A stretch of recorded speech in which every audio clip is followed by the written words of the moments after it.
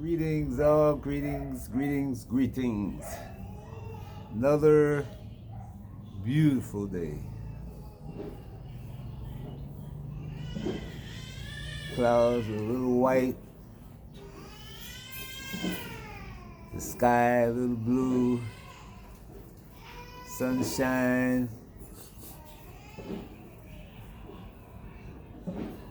cool breeze. Another day in one of my favorite places, locations. Enjoying the day. That's every day we hear that sound. The sound of people driving through the neighborhood selling vegetables and fish, chicken, everything you want to buy for your day's cooking.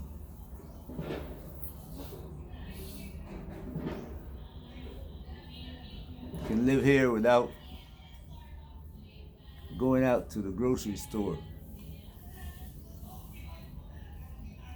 as often as, say, somebody in the US or Europe, even in Africa. People go out to the store daily there.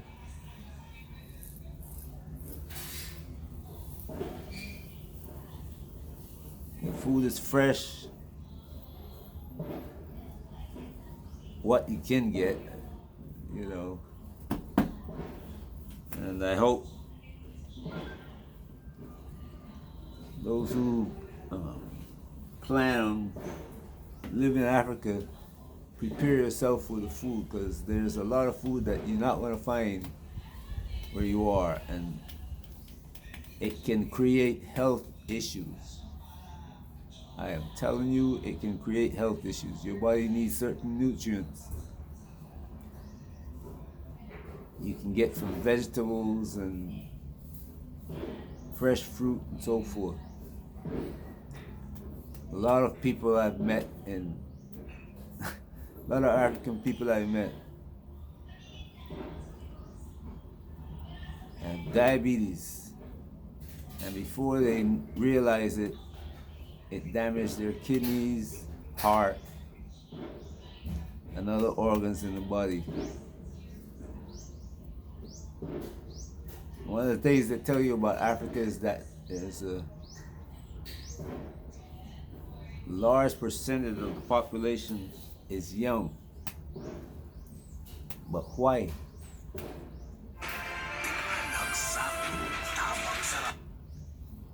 Why? That's like almost a secret. But the problem is, you need something more than rice, cassava, potato,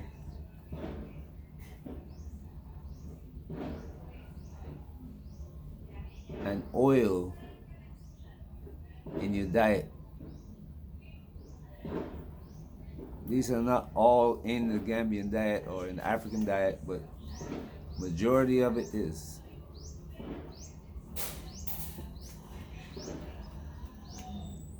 So do your research. If you're coming, at least plan to grow a little garden where you plant your vegetables and you get vegetables. A lot of people in the US, especially black people, have the same issues because they too, even though those vegetables are available, I don't like vegetables, man. Those things don't taste good. I don't like that. The poor diet from McDonald's and Burger King, combined with a lack of the correct nutrients, cause a lot of us to die from the Fauci in the US, Canada, wherever we live, black people. Anyway, to the subject of today. Let me give a shout out to a channel that does a pretty good job of bringing out the facts of the matter.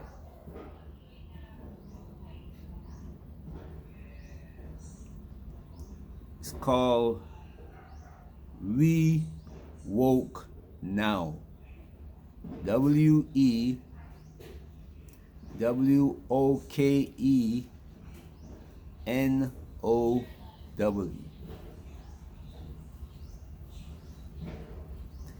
They let these people condemn themselves. And one of the things that is coming in our future is that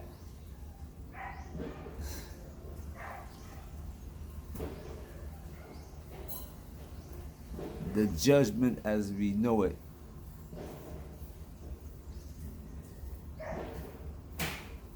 will not happen,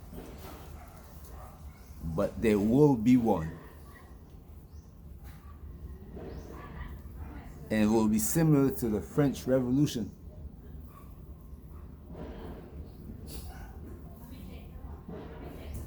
Let me repeat that. It will be similar to the French Revolution.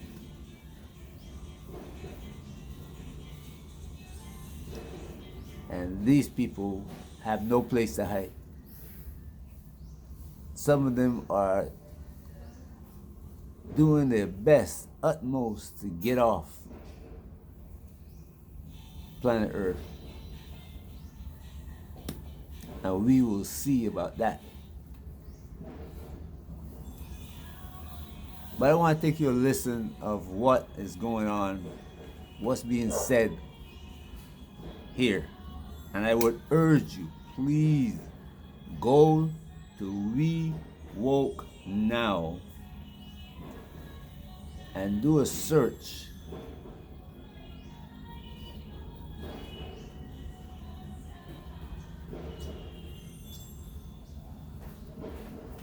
And this is what I would like you to go do a search on.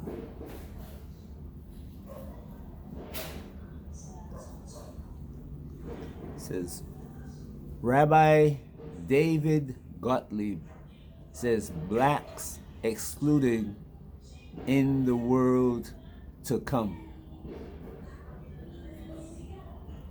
Rabbi David Gottlieb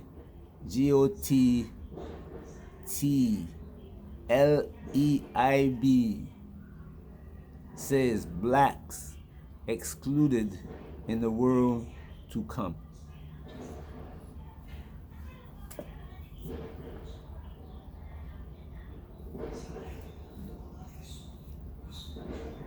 I want you to listen to what he has to say.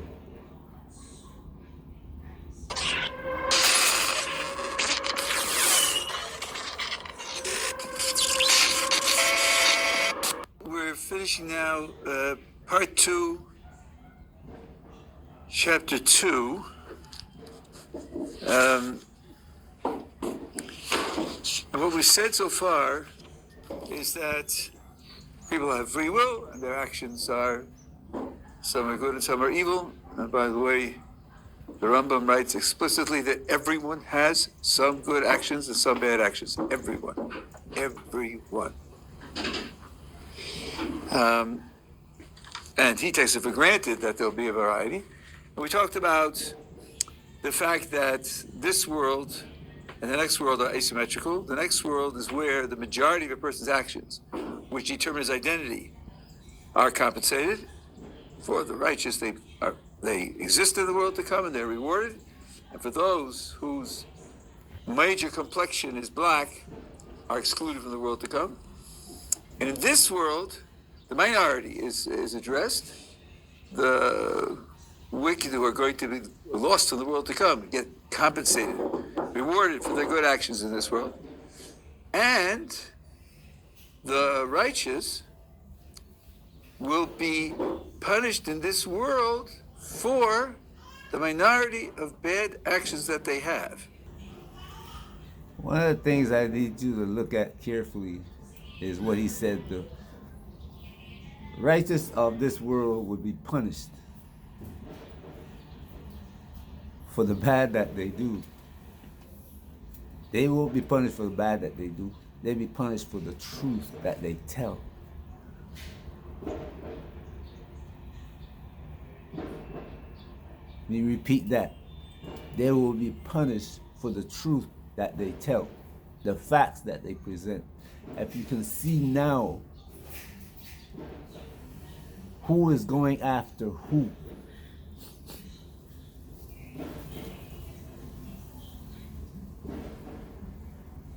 They are threatening the people who's saying you are committing genocide, which is a fact.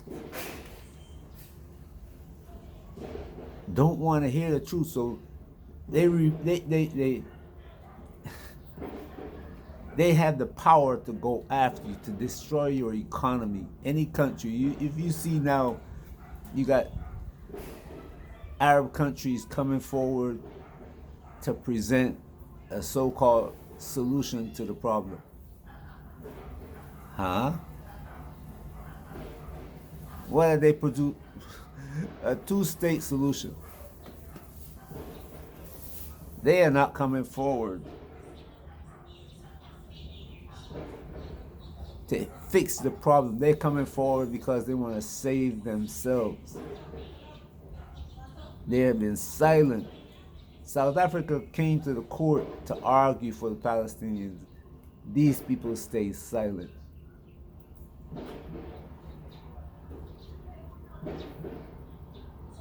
Complaints against religious belief, to believe in an all-powerful, all-good, all-knowing God, the heart to understand why righteous people suffer. Today, it is prohibited, and you can Google this, to do a DNA test in Israel. Totally forbidden. Wrong. It's illegal. It's a crime. You'll be jailed if you do a DNA test in Israel. Why? Because they know the truth will come out. You come from Poland, you come from Ukraine, you came from Europe, you came from everywhere else.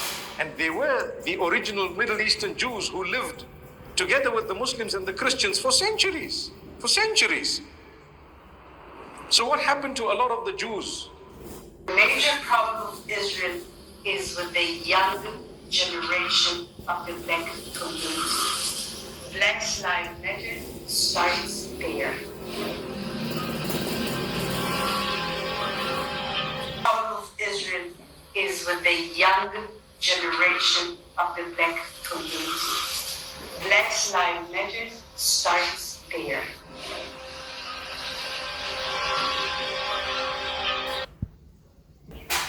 The voice you just heard is that of one Judith Varney Schorer. She is the Israeli Consul General in Atlanta, of all places. When she made that statement, none of the black leaders, even in Atlanta, said a word about what she said. None of the congressmen that represent black people throughout the United States, mayors, governors, nobody. One word.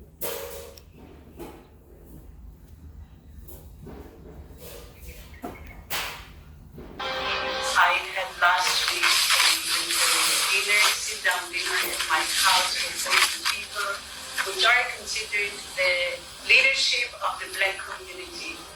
I have said to people when they ask me if this capital crumbled to the ground, the one thing that would remain is our commitment to our aid, and I don't even call it aid, our cooperation with Israel. That's fundamental. Now, you know that we have... Black Lives Matter starts there.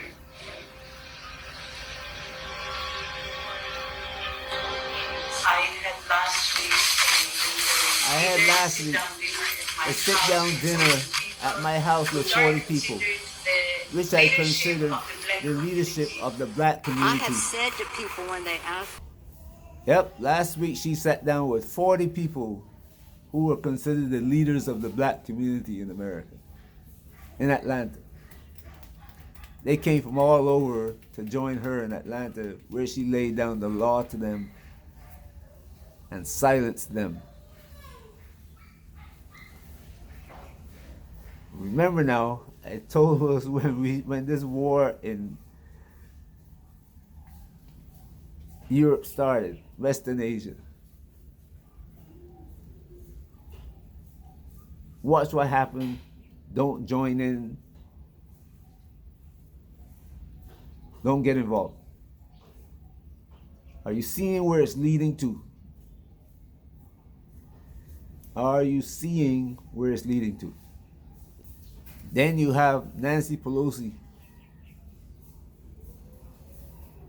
guaranteeing that under no circumstances would assistance to Israel cease. We're all in. Let me continue. For thousands of years. And then let's say, by the way, that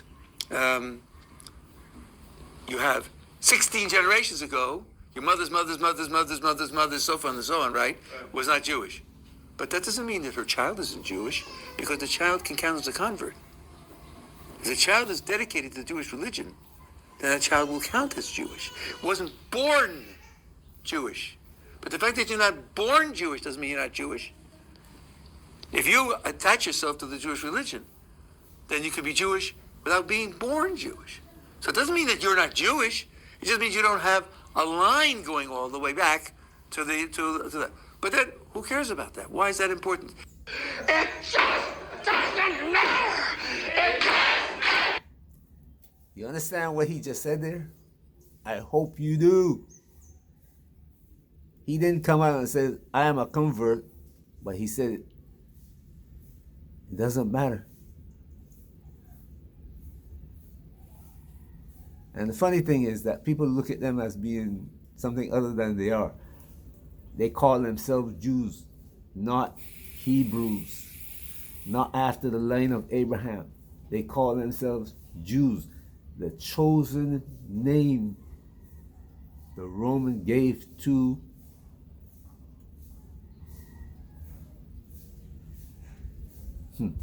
Anyway.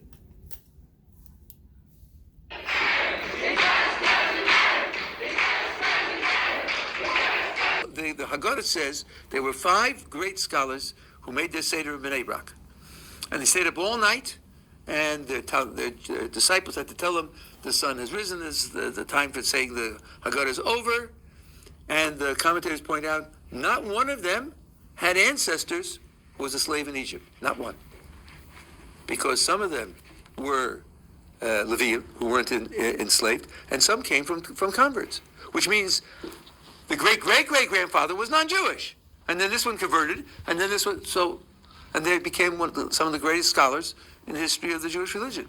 So what do I care whether my lineage traces out someplace? So what?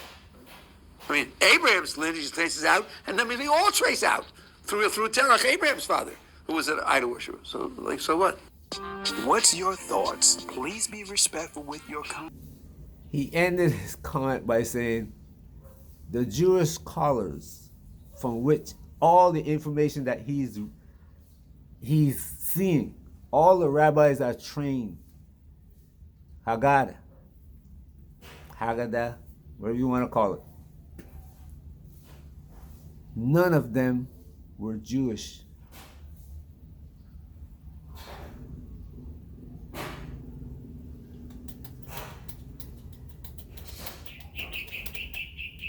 Do you understand what the meaning of this is? If the people by which the so-called Jews today gain their sense of who they are, identity, were not Jewish,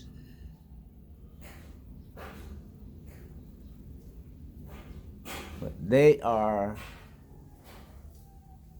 converting into the religion. Listen to what he said, the religion now. not the culture of the Hebrews, not the culture, the religion, the belief, not the reality of life, not the reality of family.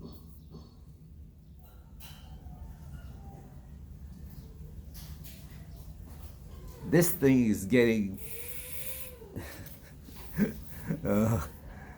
there's something that I can't say really, because learning goes in steps. It's like you learn to put together words from an alphabet. So you have to learn the alphabet first, and from that alphabet, you learn to put together words, and from those words you put together sentences, and then from the sentences you put together books. You are on the path, a stepping stone.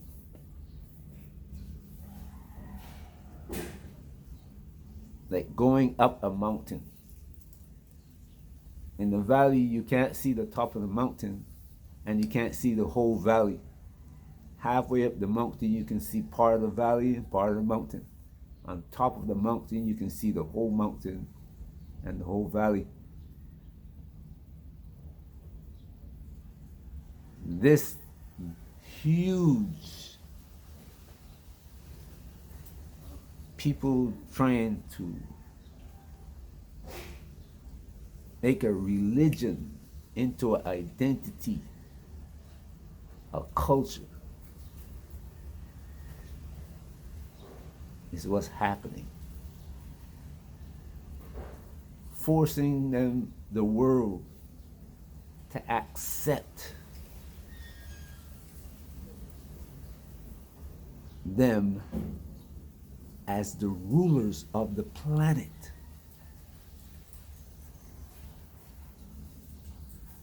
Let me repeat what I said. Is a man who moves into your neighborhood and tells you that he took on your space. He became you, and told you he did it because this was told to him. He's supposed to be above you, rule over you.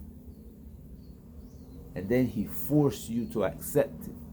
And your children for generations after you.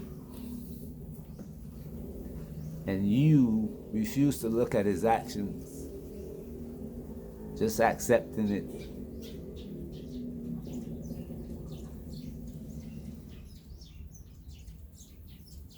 That's what's happening. But it is said that one would come who's going to put an end to this. There's always one among us.